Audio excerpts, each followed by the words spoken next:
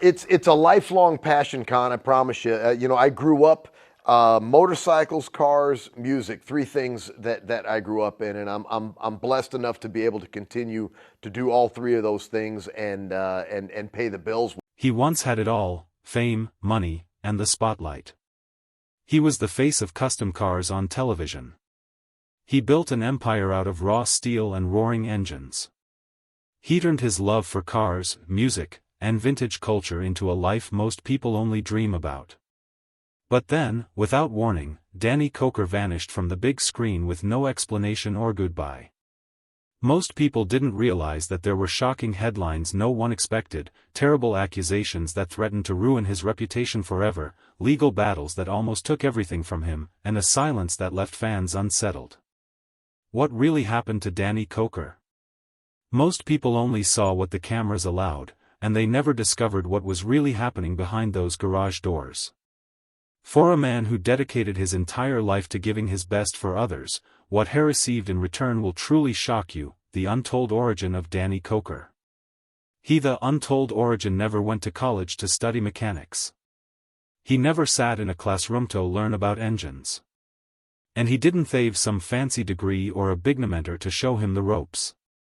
Everything Danny Koker knows about cars, he learned by doing it himself. Getting his hands dirty, taking things apart, getting lost in the chaos of metal and wires, and somehow putting them back together better than before. Danny Koker, the man who would later become known as the face of counting cars, started his journey not in a high-end garage or a television studio, but in his childhood garage with a wrench in his tiny hand and a wild dream in his heart. And that dream only began when he was only 8 years old. At an age when most kids were busy playing video games or riding bicycles around the block, Danny was in his family garage restoring his very first motorcycle. But that first project wasn't just a hobby. It was a spark that would ignite the fire of a lifelong obsession.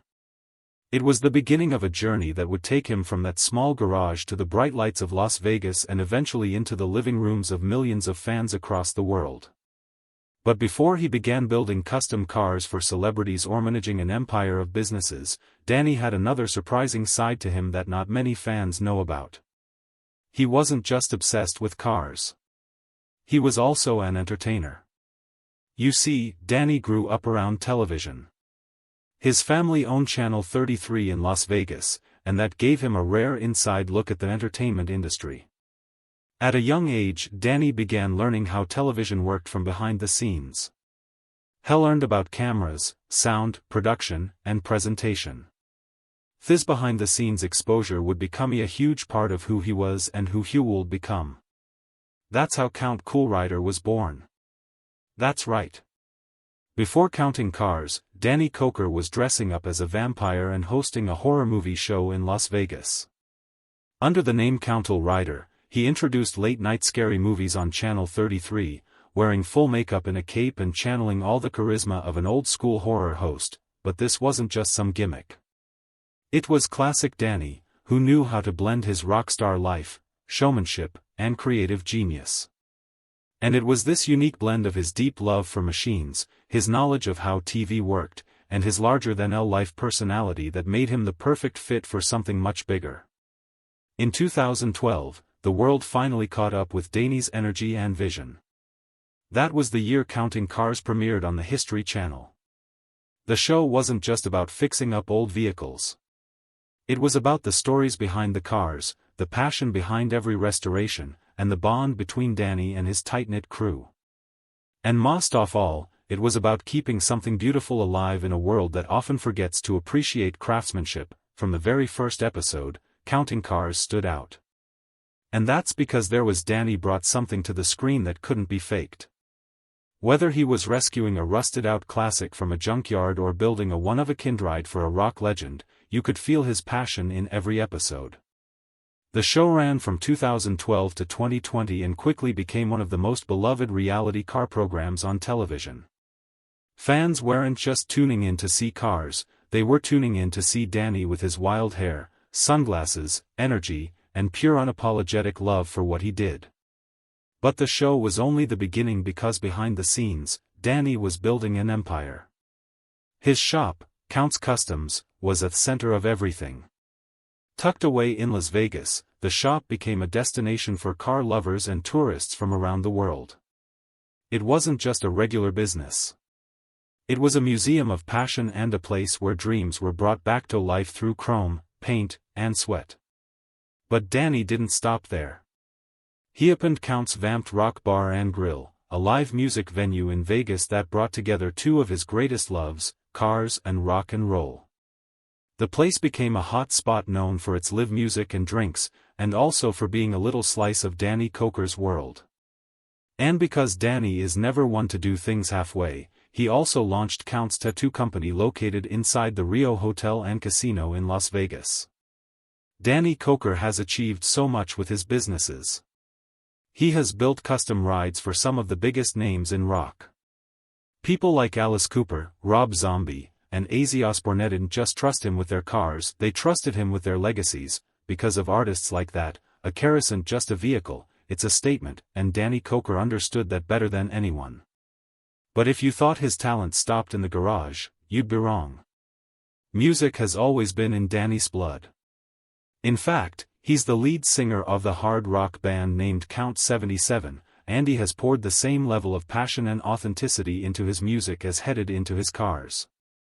His band has toured, recorded music, and brought the heat to every stage they stepped on. And if you ever doubted his musical chops, know that Danny performed at Carnegie Hall at just 11 years old. Danny Koker has always been a rare kind of person, however. Even the most talented, passionate, and successful people are not immune to life's challenges. And in recent years, Danny has had his fair share of challenges, especially in his business. The legal storm behind the garage doors. For years, Count's Customs was more than just a car shop in Las Vegas. It was the center of Danny Koker's world, a place where custom cars came to life. Built with hard work, skill, and real passion. However, even the strongest empires have cracks, and sometimes those cracks don't show until it's too late. For Danny, the trouble came quietly through paperwork, court cases, lawyers, and shocking accusations. It started with something that seemed at first like a routine complaint. A couple, Jeanette and Paul Hurt, walked into Count's Customs with Avis Ion for their car, and they believed that if anyone could bring it to life, it was Danny and his team. After all, they had seen the show and the magic behind the brand. So, they left their vehicle, a 1967 Ford Mustang Coupe, in the hands of the shop and handed over $50,000 for the restoration job. According to the complaint, the Hers were promised that the restoration would be featured on the History Channel's Counting Cars, but they were later informed that the project would not be Joseph Frontier televised. And upon visiting the shop, they discovered that no work had been done to their car and that the vehicle purchased was not even the model they had agreed upon. And worse, they claimed that their car was returned in worse shape than when they dropped it off. They also claimed that despite requesting a refund, Count's Customs withheld their payment and refused to compensate them. Although the outcome. But after the embezzlement came to light, Danny didn't just stop at firing Frontier. He went after the people who brought him into the fold. Danny allegedly filed a lawsuit against the recruitment company that referred Frontier, claiming that they failed to disclose key information about Joseph's background, including his history with questionable behavior out their jobs. In other words, if Danny had known more, he never would have let him near his business. Unfortunately, by the time all of this came to light, Joseph Frontier had already moved out of Nevada, reportedly fleeing to another state, which further complicated the legal process. Because of where he located and how the charges were structured, criminal charges couldn't be pursued easily, and much of the fight had to happen in civil court. To the outside world, this might have looked like just another business scandal. But to Danny Koker, this was personal. This was a deep wound. When someone messes with your money, your brand, and your name, it's one thing. But when they mess with the dream you've been building since you were a kid and poured your entire life into, that's something else entirely. The aftermath of the scandal was messy. There were legal fees and a lot of damage control had to be done. Despite all of it, he kept going. But the troubles didn't end here for Danny. In fact, he's had to deal with some shocking, controversial claims that have dealt some blows to his reputation. The arrest, rumors, and accusations.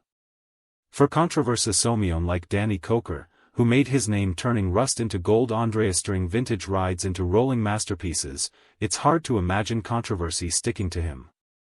But fame has a funny way of attracting rumors, and even someone as solid as Danny hasn't been able to steer clear of Thespotlight's darker corners. One of the most persistent rumors that's followed him over the years is the claim that he was arrested for possession of a controlled substance. It began as a whisper online, but it soon began gaining steam without any real evidence till it turned into a full-blown controversy.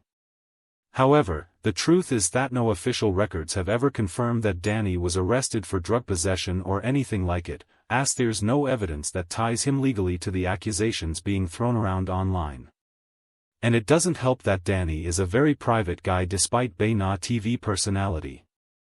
He doesn't share every part of his life online, nor does he goon interviews to clear the air every time something weird pops up. And that silence has only fueled the rumors.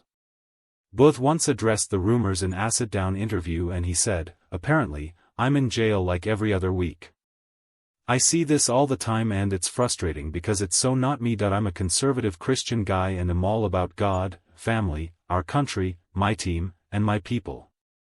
Still, this isn't the only controversy that's clung to his legacy. For years, another question has haunted his most famous creation, counting cars. And some people have begun questioning the authenticity of the show. This is the kind of question that gets asked about almost every reality TV series eventually. And to be fair, the longer a show runs, the more people begin to notice the cracks in the armor. Some fans started pointing out how certain scenes felt too smooth and too rehearsed. For example, deals that closed in just a few minutes and clients walking in with a vague idea and driving out with a perfect custom build with no disagreements, delays, or real-life setbacks. And that's when the accusations really began. Some viewers posted online claiming that some of the car builds were staged or that some customers were actors brought in to spice things up. Others claimed that Danny's reactions to certain projects seemed a little too perfect, like he already knew what was coming. One Reddit thread even broke down a specific episode frame by frame, trying to prove that one of the cars was never actually worked on at the shop. The production company behind the show has never directly responded to these accusations. And Danny and his team have also never officially confirmed or denied whether every part of the show is 100% authentic. But maybe that's just part of the plan to keep audiences in suspense. Still, the lack of clarity left some longtime followers feeling a little unsettled. But the rumors about Danny Koker didn't end there. In fact, as the years passed and the spotlight became brighter, they've grown, and he's had to deal with some targeted at his personal life and family, which he constantly fights to keep away from the public's eye. Rumors about Danny Koker's personal life. Danny Koker built a life out of restoring vintage cars and classic bikes to their former glory. But for all his strength on screen and his success in business, his personal life hasn't always been so easy to navigate. Away from the engines and the cameras, Danny has faced loss, fear, and cruel rumors that would shake even the strongest. One of the most shocking and heartbreaking rumors to ever hit the internet was a false report claiming that Danny Koker had died. It started when someone shared an obituary link, and before long, fans across social media were sharing their condolences, shocked and heartbroken that the man behind counting cars was supposedly gone.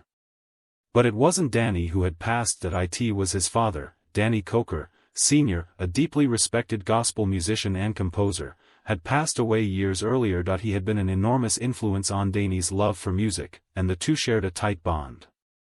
But when the obituary began circulating again, out of context, it was misinterpreted because around that same time, Danny had taken a noticeable step back from public appearances. No new episodes of Counting Cars were airing, and that left fans wondering where he was. The absence combined with the resurfacing obituary sparked the confusion. And in today's world where social media often trades facts for fast clicks, the false news spread like wildfire. And for Danny and his family, it must have hurt a great deal. But it wasn't the only personal struggle he and his family faced. Around that same period, his wife Corey Koker was involved in a serious car accident. The details were kept mostly private, just like everything in their marriage, but fans who had followed her closely